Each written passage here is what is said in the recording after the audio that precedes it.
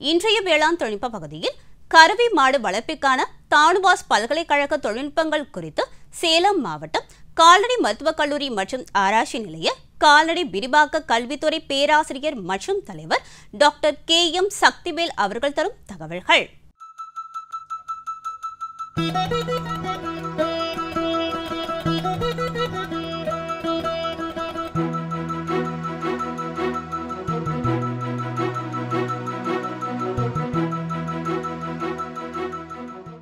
கிராமப்புறங்களில் பொறுத்த வரைக்கும் தொடர்ந்து வருமானம் தரக்கூடிய தொழில் எதுன்னு பார்த்தோம்னா கால்நடை வளர்ப்பு தான்.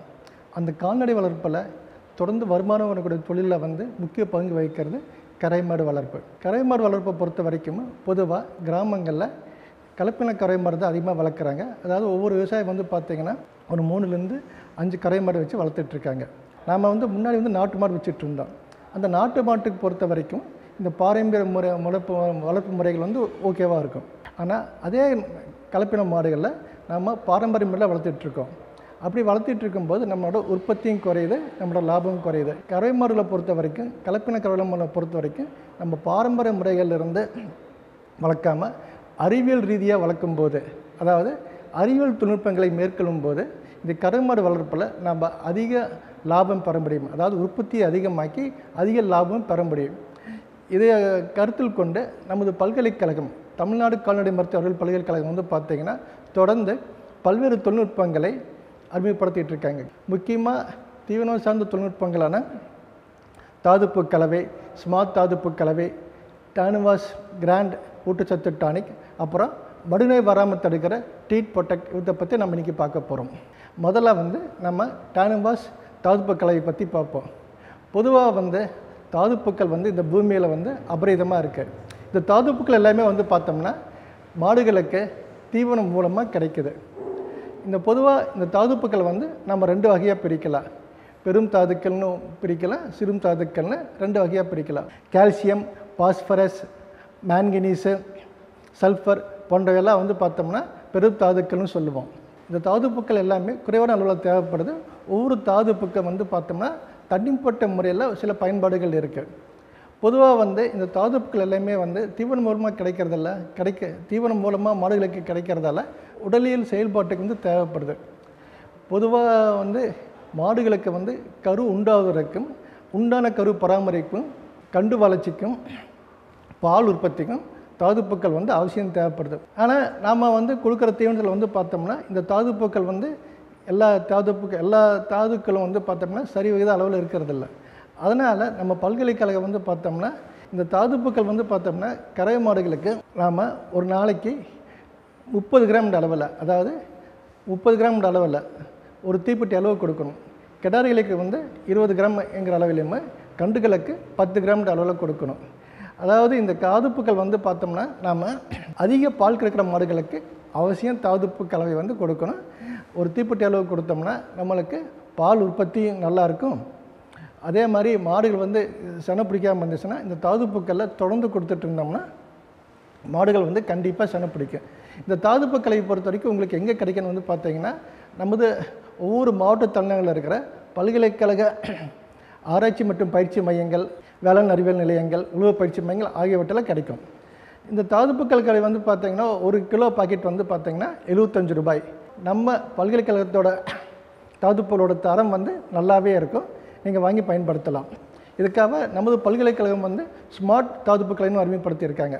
அதாவது ஸ்மார்ட் தாதுப்புக்களைன்னா என்னென்னு பார்த்தீங்கன்னா ஒவ்வொரு பகுதியிலையும் இருக்கிற மண்ணை சேகரித்து அந்த மண்ணில் என்னென்ன தாதுக்கள் பற்றாக்குறை இருக்கோ அந்த பற்றாக்குறை உள்ள தாதுக்கள் மட்டும் எதுன்னு பார்த்துட்டு அந்த தாதுக்களை மட்டும் உள்ளடங்கிய தாதுப்பு கலவை தான் ஸ்மார்ட் தாதுப்பு கலவை. அதாவது நான் சொன்ன மாதிரி பொது தாதுப்பு கலவையில் பார்த்திங்கன்னா 10 to 12 தாதுக்கள் இருக்கும். இந்த ஸ்மார்ட் தாதுப்பு கலவையில் பார்த்திங்கன்னா 5லேருந்து 7 தாதுப்பு கலவை இருக்குது. அதாவது ஒவ்வொரு பகுதிக்கு ஏற்ற மாதிரி அந்த தாதுப்புக்கள் மாறுபடும். இந்த ஸ்மார்ட் தாதுப்பு கலவை பார்த்திங்கன்னா 1 கிலோ 65 ரூபாய் என்ற அளவில் கிடைக்குது. நீங்கள் இதையும் வாங்கி பயன்படுத்தலாம். டானுவாஸ் கிராண்டுங்கிற ஊட்டச்சத்து மருந்து. பொதுவாக பார்த்தோம்னா மாடுகளுக்கு நம்ம எப்போவுமே சமச்சீரான தீவனம் கொடுக்கணும். அந்த தீவனத்தில் பார்த்திங்கன்னா மாவுச்சத்து, புரதச்சத்து, கொழுப்புச்சத்து, தாதுக்கள், நார்ச்சத்து போன்றவை சம அளவில் இருக்கணும். ஆனால் பல விவசாயிகள் வந்து பார்த்தோம்னா இந்த மாதிரி கொடுக்கறதில்ல. இந்த சமச்சீர் தீவனம் கொடுக்காம அரிசி கஞ்சி, அரிசி சாதம் போன்றவற்றை தீவனமாக கொடுக்கும்போது மாடுகளில் கலப்பின மாடுகளோட அசியூன் வயிற்றில் ரூமன் அப்படின்னு சொல்லக்கூடிய வயிறு வந்து பாதிப்படைஞ்சு அது வந்து மிக தீவிர அமில நோயாக மாறுது. அது வந்து மிக தீவிர அமில நோயாக பாதிப்படையுது. அந்த அமில நோயினால் மாடுகளுக்கு வந்து பல்வேறு பிரச்சனைகளை ஏற்படுத்தி பால் உற்பத்தியும் குறையுது. இந்த மிக தீவிர அமில நோயை சரி செய்வதற்காக நமது பல்கலைக்கழகத்தால் அறிமுகப்படுத்தப்பட்ட ஒரு ஊட்டச்சத்து டானிக் தான் டானுவாஸ் கிராண்ட். இந்த கிராண்டு பொறுத்த வரைக்கும் வந்து பார்த்திங்கன்னா இது 1 லிட்டர் அளவில் கிடைக்குது. இந்த கிராண்டை பொறுத்த வரைக்கும் நீங்கள் வாங்கிட்டு காலையில் ஒரு 10 ml, சாயங்காலம் 10 ml கொடுத்தீங்கன்னா இந்த மிக தீவிர அமில நோயில் ஏற்பட்ட பாதிப்புகள் வந்து சரி செய்யப்பட்டு பால் உற்பத்தியும் அதிகமாகுது. 7 மாதம் இருக்கிற சனமாட்டு வரைக்கும் இந்த கிராண்ட் டானிக் வந்து கொடுக்கலாம். கண்டுகளுக்கு வந்து கண்டிப்பாக கொடுக்கவே கூடாது. இந்த கிராண்ட் டானிக் வந்து கண்டுகளுக்கு கண்டிப்பாக கொடுக்கக்கூடாது.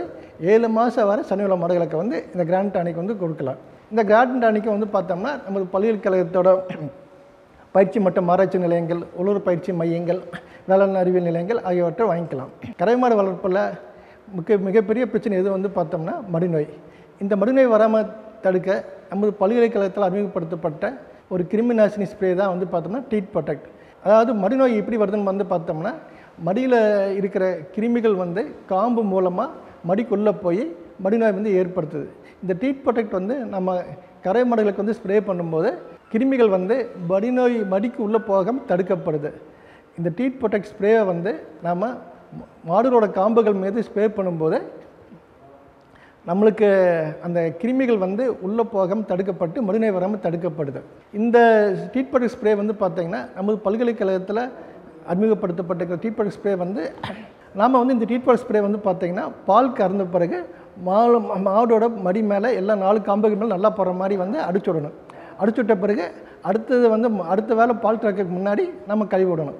இந்த மாதிரி கழுவி விடும்போது நம்மளுக்கு வந்து பார்த்தோம்னா மடிநோய் ஏற்படாமல் இருக்கும். இன்னும் பல்வேறு தொழில்நுட்பங்களை வந்து நம்ம கால்நடை மருத்துவ பல்கலைக்கழகம் வந்து அறிமுகப்படுத்திகிட்டு இருக்கு. இதை பற்றி இன்னும் தகவல் வேண்டும் வந்து பார்த்தீங்கன்னா நீங்கள் உங்கள் மாவட்ட தலைநகரில் இருக்கிற ஆராய்ச்சி மற்றும் பயிற்சி மையங்கள், உள்ளூர் பயிற்சி நிலையங்கள், வேளாண் நிலையங்களை போய் எங்கே அணுகினீங்கன்னா உங்களுக்கு வேணுங்கிற தகவல் வந்து அவங்க சொல்லுவாங்க. மேலும் விவரங்கள் பெற டாக்டர் KM சக்திவேல் அவர்களை 09444710560 என்ற கைபேசி எண்ணில் தொடர்பு கொள்ளலாம்.